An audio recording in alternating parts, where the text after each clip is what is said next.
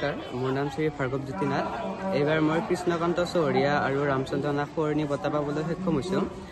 এইটো এটা খুবেই ভাল প্ৰতিষ্ঠান, যাৰ দ্বাৰা আমি এনেধৰণৰ আৰ্থিকভাৱে সাহায্য লাভ কৰোঁ আৰু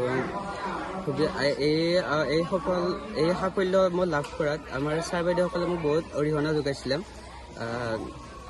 তেওঁলোকৰ জৰিয়তে মই এইখিনি পাবলৈ সক্ষম হৈছোঁ আৰু ভৱিষ্যতে উঠি অহা প্ৰজন্মই যাতে চেষ্টা কৰি এনেধৰণৰ সাফল্য লাভ কৰিব পাৰে, যাতে মোতকৈ বেছি ভাল কৰে সেইটো মই আশা কৰোঁ। আৰু মই 76% আছিলে আৰু মোৰ অসমীয়া, সমাজ বিজ্ঞান আৰু ছায়েন্স বিষয়ে লিটাৰ মাৰ্ক আছিলে। তুমি কেনেধৰণে পঢ়া শুনা কৰিছিলা? পঢ়া শুনা ছাৰ বাইদেউসকলে যিখিনি পঢ়াইছিলে সেইখিনি পঢ়িছিলোঁ আৰু সেনেকৈ ভালকৈ নোটছ কৰি সেনেকৈ কৰিছিলোঁ।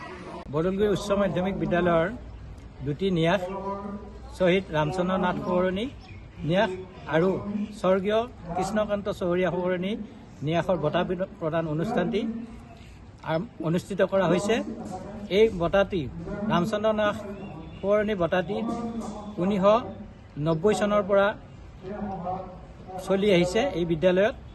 এই বঁটাৰ মুখ্য উদ্দেশ্য আছিল শ্বহীদৰ আত্মাৰ সদগতিৰ লগতে এই অঞ্চলৰ বিদ্যালয়ৰ ছাত্ৰ ছাত্ৰীসকলৰ বৌদ্ধিক উৎকৰ্ষ সাধন হওক আৰু অতি পিছপৰা এই ছাত্ৰ ছাত্ৰীসকলে এই বঁটাৰ যোগেদি যাতে পঢ়াৰ প্ৰতি মনোযোগ গঢ়ি উঠে, লগতে দেশ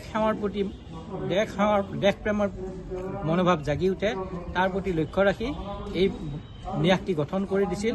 গতিকে 1990 চনৰ পৰা বৰ্তমানলৈ আজিৰ এই অনুষ্ঠানলৈকে 33 গৰাকী ছাত্ৰই এই বঁটাটি লাভ কৰিবলৈ সক্ষম হৈছে।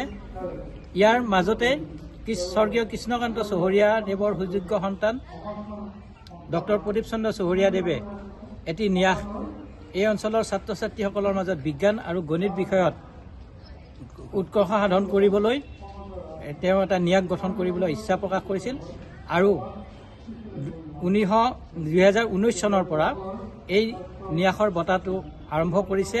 এই ন্যাসত নগদ 1 লাখ টকা আছে আৰু এই 1 লাখ টকাৰ লভ্যাংশৰ পৰা প্ৰতি বছৰে এই ন্যাসৰ বঁটাটো 2000 টকাকৈ গণিত বিষয়ত আৰু বিজ্ঞান বিষয়ত 2000 টকাকৈ বঁটা প্ৰদান কৰা হয় আৰু এখনি মানপত্ৰ প্ৰদান কৰা হয়।